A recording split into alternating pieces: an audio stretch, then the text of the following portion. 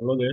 Welcome back to Zimsec A-Level Business Studies. In this video, we want to look at the calculation of expected and net profit.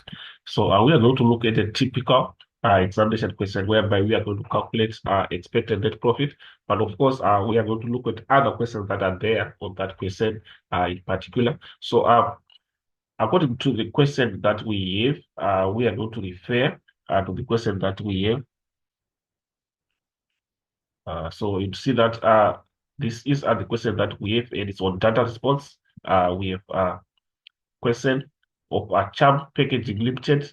So the question reads, read the following case study and answer all the questions that follow. So you are given a case study that you need to go through.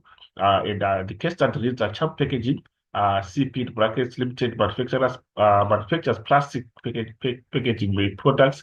It has established factories in 45 countries, and each factory is a staff complement of 500 employees. Employment regulations and requirements vary from country to country. In some countries, CP Limited has to follow very strict rules and regulations governing working conditions. Technology is changing rapidly in the packaging industry. CP Limited has also to consider new packaging products to keep pace with modern trends. Meanwhile, the firm's research and development team has developed a new environmentally friendly type of packaging product. John CP Limited's accountant um, has been assessing the possible impact of the new product on the company's profits to estimate the following year's profits before the new product is introduced. It draws up a profit and loss account as follows.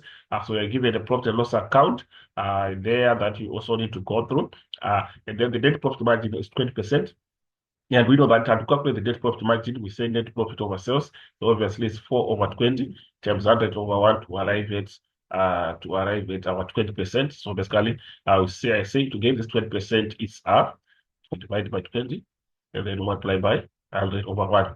And obviously, you do that, you're going to get your 20%. So basically, that's what we have on that calculation. To the question is it going to introduce the new expected? So you are given some quantities in terms of when they introduce new packaging. So this becomes additional figures that you are given as increases. So we are also given sales, cost of goods sold, gross profit and expenses. And then on 13.8, which is the first part of our question, assuming that the new product is introduced, calculate one, the expected net profit for 2019. So obviously, they are saying assuming the new product is introduced. So it means we are going to combine what we have and figures that we are given for the profit loss account and additional information that we are given. We are supposed to combine so that we can come up with the total figures that are going to give us the expected net profit for 2019. So going to our answer section, we are going to say.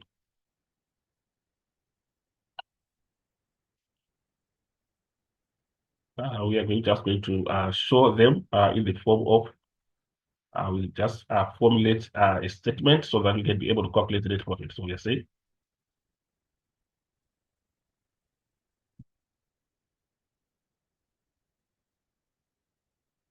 so obviously this is the expected net profit for 2019 according to the requirements of the question. We are seeing that it's expected net profit for 2019. So basically that's how we're going to present it. So we're saying expected net profit. We are seeing that the figures that were given in the question, they are presented in millions, so dollar millions. So we can just indicate on top that that's how we are going to present it. So we are saying dollar million. So we can now be able to just so that whatever is going to come will be in dollar million. So this is what we have. So we try to start with the first figure that we are given is of sales. So we are saying sales, but for sales we have got 20 million, and then we are going to add the additional figures that we are given as 12 million. 20 plus 12, you get your 32. So basically, you come here.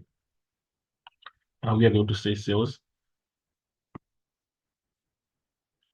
So we are saying 20 plus 12. Basically, it's 20 plus 12. And the figure that we are getting there is 32. And of course, it's in millions. And then we go back there. The next one is less cost of goods sold, of which we have got 18 here. And also here we've got 6. So we're saying 30 plus 6, and then you get your 19. So cost of goods sold. So we're saying less cost of goods sold. And then we are saying it's 18 plus 6 to get your 19. And we refer back in terms of the next one that we are given. Is now we go to gross profit. But basically, gross profit, we know that to calculate our gross profit, we say sales minus cost of goods sold. So basically, very important that we take note that on the calculation,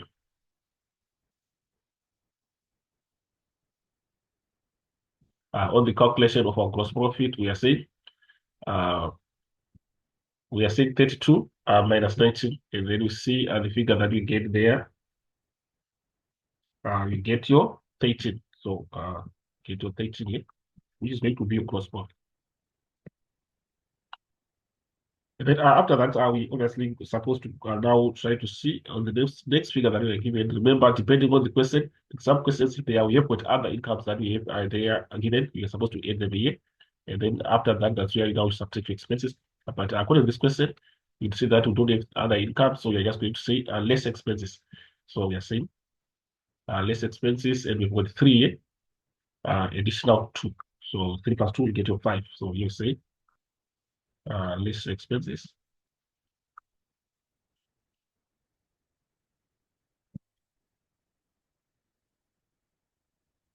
Less expenses, and you're saying it's 3 plus 2, get your 5. So you've got your 5 here.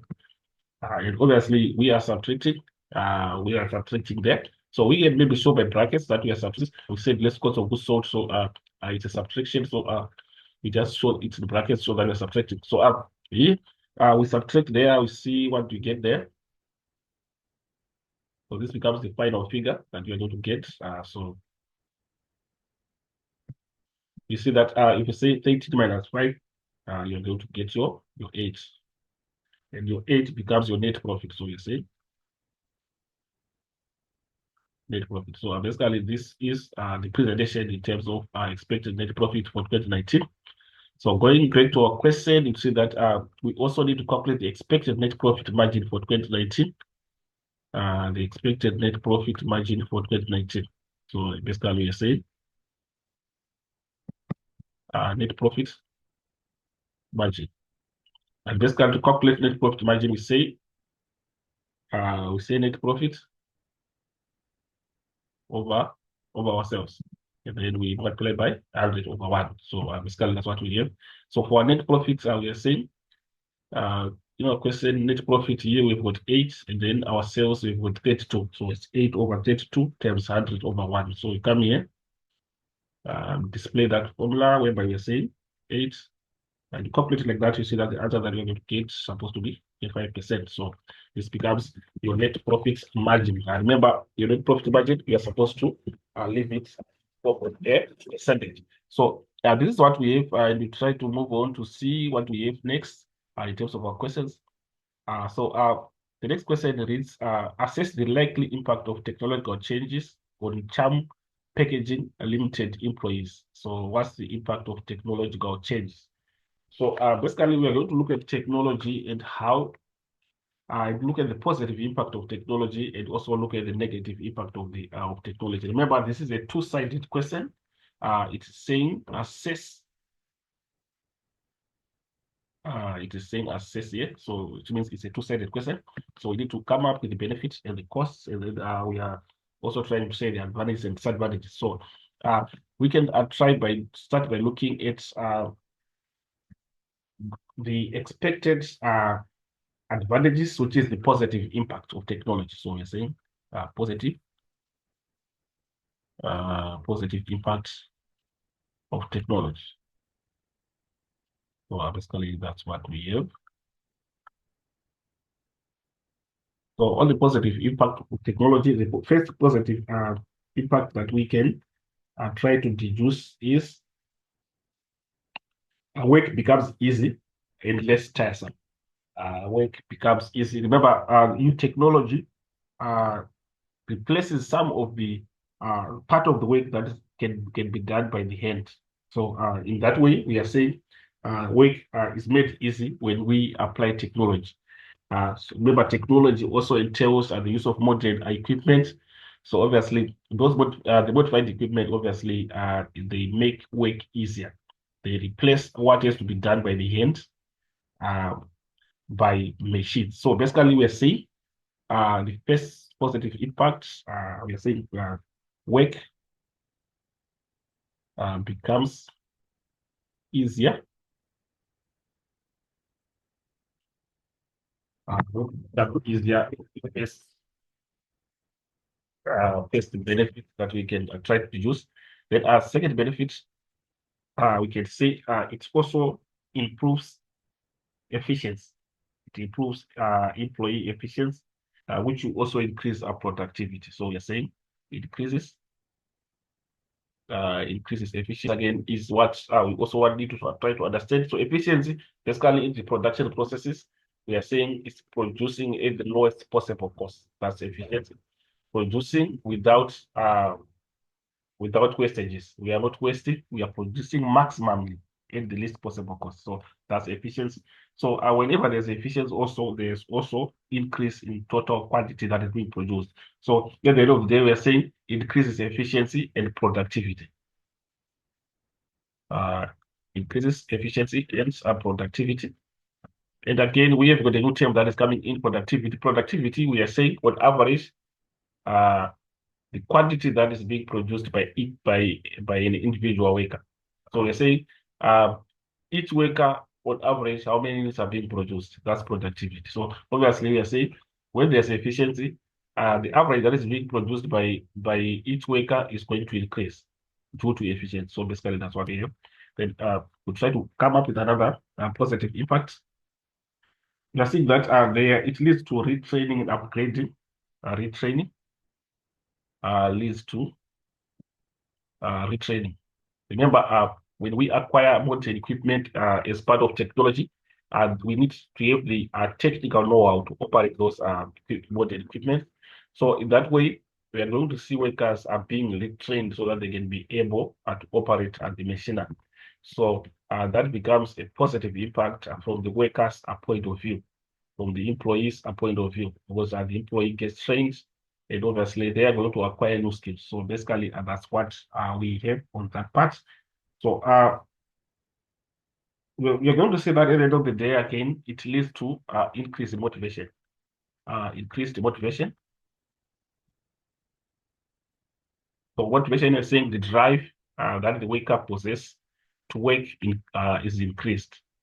Why is it increased? Is because remember the work has been made easier on the first point. So they have been retrained, they've acquired new skills, so they become motivated. So basically, on that basis, we say motivation is increased. So these are the positive impacts that we have, but obviously, our question is a two-sided. Remember, it's saying assess. So we need to look at on the other side, whereby we are looking at the negative impact. So we are saying on the other hand, we have negative impact, negative negative impacts of technology. So this becomes the second part. So on the second part now on negative impacts, we try to see also what can be caused by technology. So it leads to job insecurity, job losses, obviously. Remember we are saying what has been done by the hand is going to be replaced with machinery. So in that way, we are going to see some job losses. So job insecurity is resulting. So it's a negative impact. So you're saying job insecurity on the part of the employees. So we're saying first is a job insecurity. This is just the fear of loss of jobs, and that is instilled in workers. So job insecurity, we can just try to explain it from that point of view, and then also it makes some workers redundant, which is another negative impact. Makes some workers redundant. So we redundant coming into play. So redundant basically it means not needed. Some workers become not needed. So something that is a negative impact also within. the workforce. So from an employee's point of view, it becomes a negative impact. Then also try to see another another negative impact that we can try to uh, reduce there. Pressure can lead to pressure of retraining. Pressure of retraining. Pressure of retraining.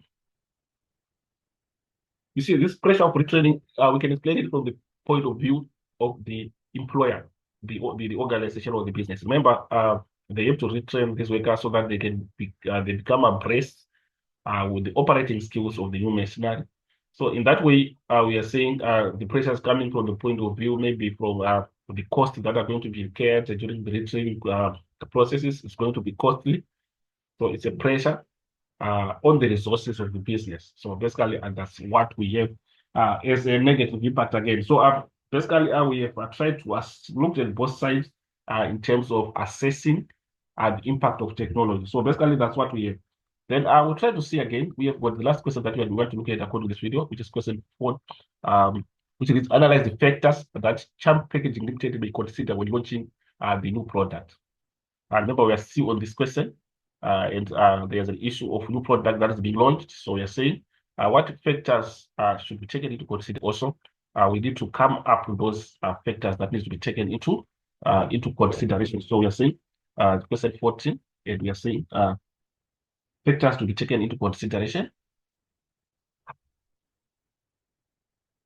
To be taken into consideration when launching a new product. So in that sense, we can try to come up with some factors. And remember, we can take into consideration the income levels of the consumers that are going to buy that product. So that is another factor that we can try to come up with. We are saying one, income levels of consumers.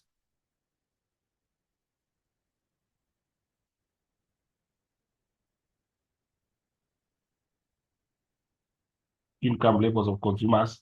So we are saying if the general income levels are high, then obviously we expect that demand for that product to be high also.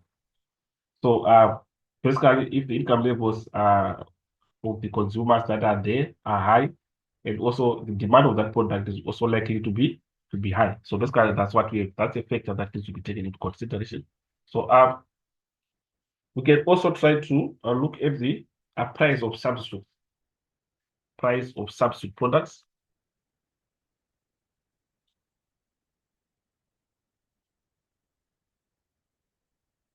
So what exactly are substitute products? Remember, substitute products, they are products that can be used in place of our product. So they can be used for the same role. So we are saying those substitute products will be produced by competitors. So basically, their price, if we look at their prices, it's very important to know the price of those substitute products because we can be able to strategize and set the price of the new product. So basically, that's what we are trying to say. So in other words, we are saying the business has to strategize by looking at the price of the substitute products and try to charge a competitive price. Basically, this is what we and obviously a competitive price is a price that is not higher than the price of the substitute product. Remember, if our product becomes more expensive than the products of our rival, obviously it's going to negatively affect the demand of our product. So we have to take note of that. We have to be a little bit more sensitive in terms of how we are going to set our prices. So another factor that we can also try to take into consideration is government policies. We can also try to take into account government policies, government. And usually the government policy that is mainly that we mainly look at in terms of a new product is the fiscal policy. Fiscal policy. Remember, fiscal policy with taxation as the main instrument. We can also look at the VAT, what the position of the value added tax, because it's going to affect the price of our products. So remember, if the VAT is high, it means also the final price of our product is going to be high. So those are some of the issues that we have to take into consideration. So I remember the government, the fiscal policy takes into account two main instruments. We have got taxation, we've got also government expenditure. So under government expenditure, we also have to take note of the subsidy policy in terms of um, is the government assisting those firms that are facing high cost of production? Remember, subsidies are given to firms that are facing high cost of production. So, is there any assistance in that form? We have to take note of that. So, those are some of the issues in terms of government policy. And then we also try to look at pressure groups. How do these pressure groups view the business operations? Pressure groups take into account how how pressure groups how pressure groups view business operations. How pressure groups view business operations. So the question is, when you say pressure groups, what exactly do you mean?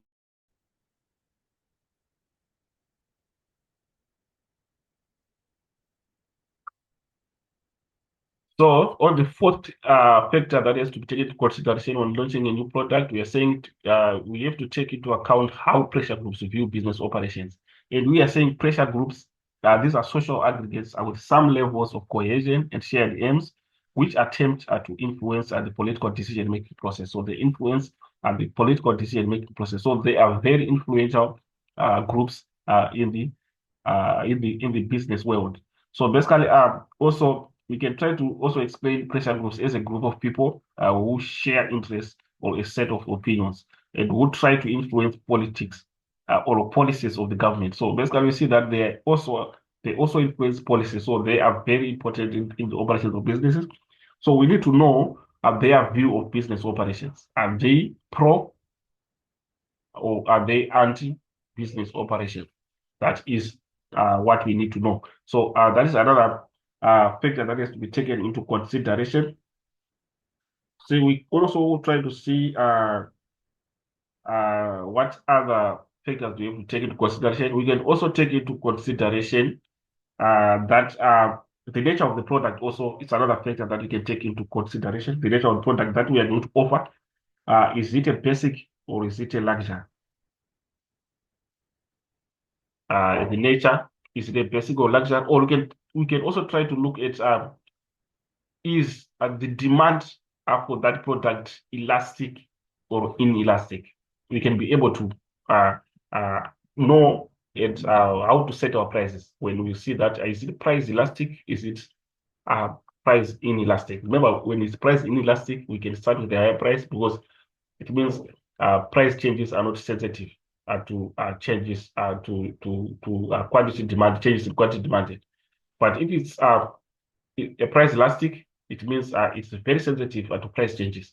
So we do not have to charge higher prices. So basically, this is what we have, guys, in terms of this video. And this becomes the last part that we want to look at in this video. Thank you for listening, and hopefully the video was helpful. And please, let's not forget to subscribe and share to our channel. Let's not forget to share the link to our colleagues who are doing business studies, Zimsec A level. And let's take note, more typical examination questions will be uploaded on this channel. So let's stay tuned. Let's get notified. By getting notified, let's subscribe.